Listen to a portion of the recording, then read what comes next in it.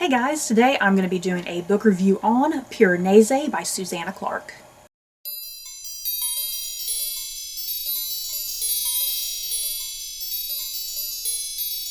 In Piranesi by Susanna Clarke, we follow a young man named Piranesi who lives in a place like no other. A place of infinite rooms and endless corridors, halls lined with statues, and an ocean imprisoned within. Piranesi knows every nook and cranny of the labyrinth, but the further he explores, and the more he begins to understand, a dark and terrible secret is revealed to him. I did not know what to expect with this novel. This book is bizarre in the best sort of way. It's bizarre, it's weird, it's deliberately confusing, but yeah, once again, all of that stuff in the best sort of way, I think, for me personally anyway. Yeah, the plot synopsis alone is very vague and mysterious, and it's like, okay, well, what is this book about? You know, what is it entirely about? So the less you know heading into this book, the better. Because if you get any sort of little spoiler, I think any sort of little spoiler will totally destroy your reading experience of this book. Because like I said, to me, I really felt like this book was deliberately and purposely meant to be very bizarre and weird, and yes, confusing. It is a pretty confusing book because you're kind of just thrown into this world with this young man named Piranesi, and it can be kind of a little bit overwhelming, and it's very, very confusing. But you do, as the book progresses, you get these little threads that start popping up, and things do start getting explained, and things do finally make sense.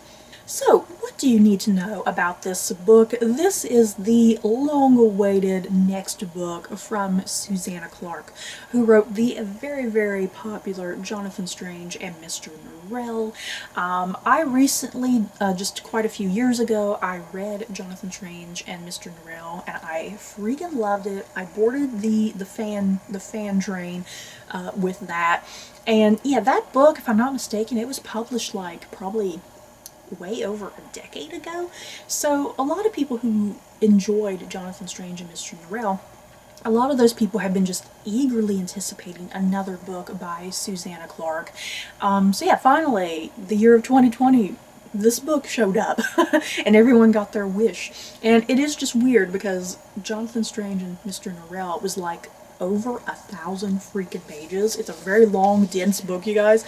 And yeah, Piranesi, you guys, it's not even 300 pages. It's not even 300 pages. So it's a wild contrast to Jonathan Strange and Mr. Norrell, especially in terms of page count. So yeah, that's what you need to know. This is a highly anticipated novel from Susanna Clarke. This book is either going to be a disappointment to you, or you're going to be pleasantly surprised. It's going to kind of be up to you what your expectations are, because I think if you're looking for something similar to Jonathan Strange and Mr. Norrell, you're not going to totally get it, I feel like.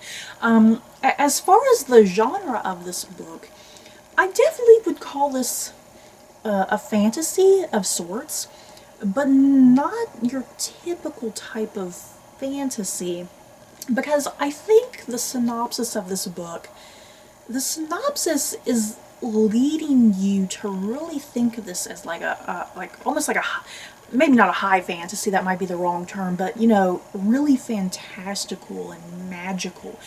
That's kind of the case on the surface. Like I said, there is a lot more going on in this book than meets the eye. You kind of get the surface level plot and setup that this synopsis gives you, and then it definitely takes some pretty dramatic twists and turns that are very unexpected, very bizarre, once again, very confusing at times. So yeah, if you're kind of wanting something like Jonathan Strange and Mr. Norrell, there are elements kind of love that, you know, with kind of the fantasy and the magic. But yeah, there, like I said, a lot more kind of going on that you're really not going to be expecting. And as I keep mentioning, this book is deliberately supposed to be confusing because as the character of Piranesi is learning new things and discovering new things, you're right alongside him in his confusion and as he's piecing things together. It really makes you even with him, you know what I mean? It really makes you even with him. You're never like a couple steps ahead of him, if that makes sense, which I liked, because a lot of times you can read a book that is maybe kind of a bit of a mystery with some mystery elements, and sometimes you, the reader, can kind of start figuring things out before the protagonist does. But I don't think this is that type of book, which I kind of liked. I liked being right there alongside Piranesi as he's piecing things together, you know, and even the confusion.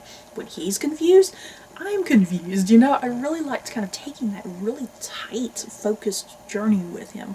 So, initially, for a little small chunk of this book, I was initially a wee bit disappointed with this book. Because it did take me a little while to kind of be like, okay, I'm getting this, I'm getting the hang of it. Because Susanna Clarke, she throws you right into this world that Piranesi is inhabiting.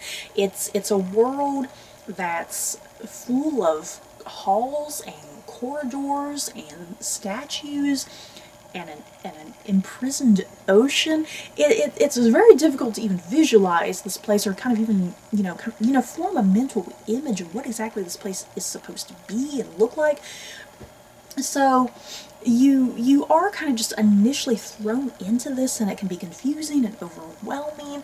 So yeah, I was initially kind of disappointed. I was like, I just don't get it.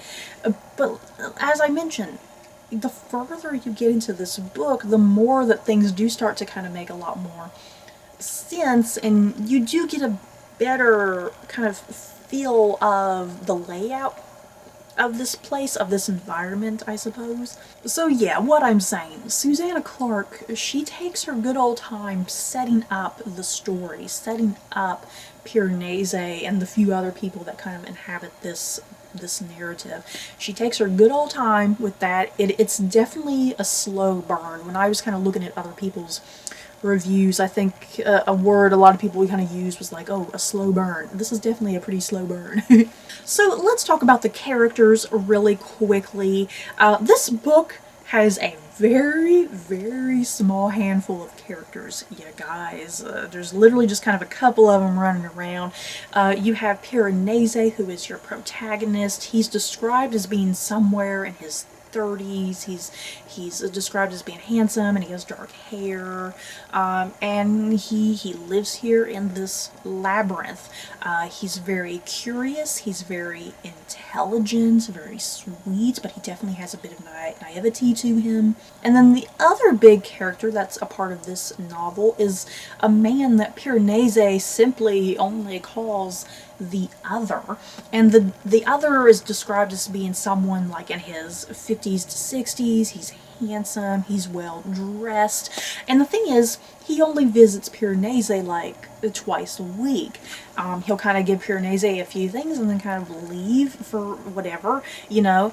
And the big thing with the other, he keeps going on about looking for some greater knowledge. How is it worded? Let me see how the synopsis kind of words it. A great and secret knowledge is how the other kind of mentions kind of this task and mission that he's going on, and Piranesi is kind of like a key to helping him discover this great and secret knowledge. Once again, I'm just going to be kind of vague about that. A lot of this review, I'm going to be very vague because I can't really go into much further detail than that. But yeah, the other is essentially kind of like researching this labyrinth that Piranesi is in for some unknown reason.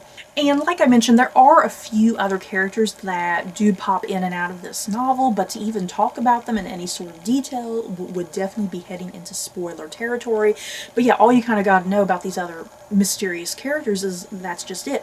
They're mysterious. As I mentioned, you are going on this journey with Piranesi as he is discovering little by little just certain little things.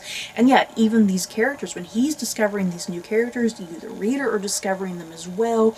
They're meant to be mysterious to both you and Piranesi, and that's kind of part of the fun of this novel. And then just to go back to the world building really quickly, I already kind of mentioned it. This world is described as just being very expansive, full of endless halls and endless corridors. Somehow there's an ocean imprisoned in this labyrinth.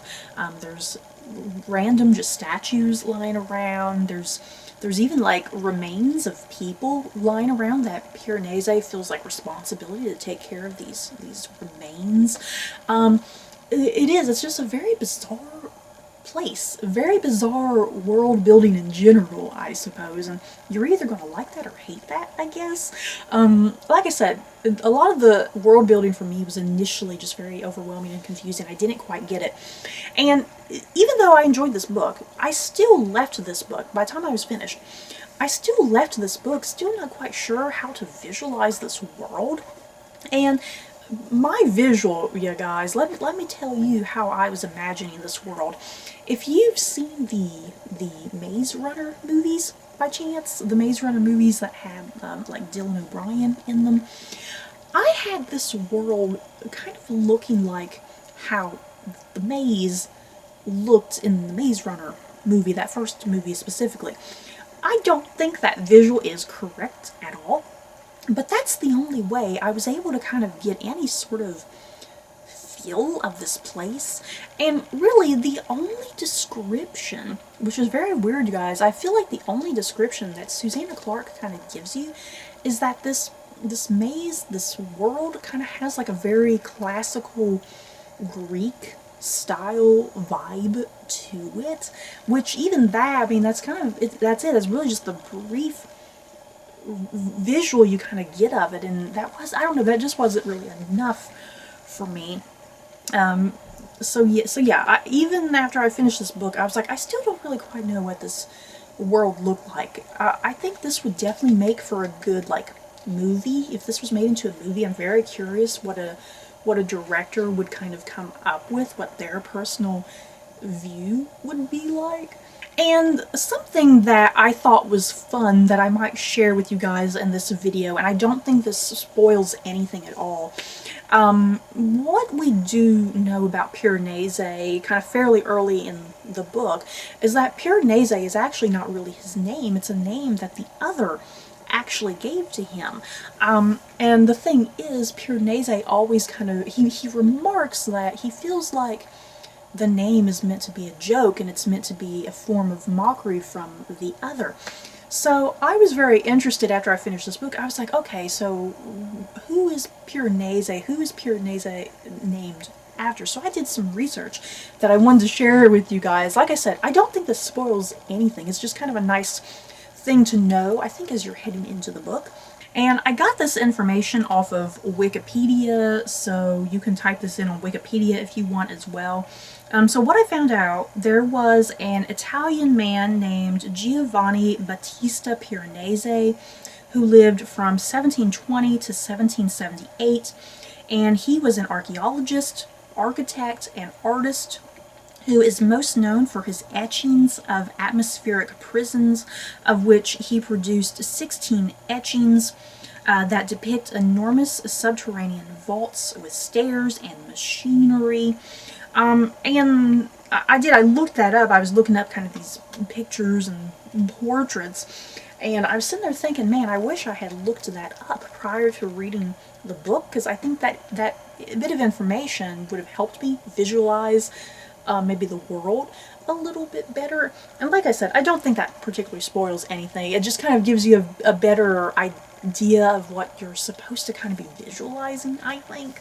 So, in conclusion with this video, I really enjoyed Piranesi. I was pleasantly surprised with it. I was initially a wee bit kind of upset with it because I was just kind of confused, but then yeah, once I got into the book and I started realizing, okay, this is deliberately supposed to be confusing. That's how I was kind of taking it anyway.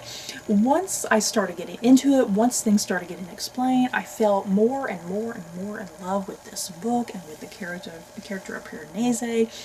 The book overall is just extremely well written, just beautifully descriptive in certain areas. The characters are very fascinating and interesting.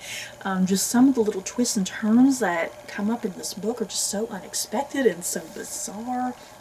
And yeah, Jonathan Strange and Mr. Norrell is definitely probably the far superior book than this, but I think you will still be pretty pleasantly surprised with this book, possibly.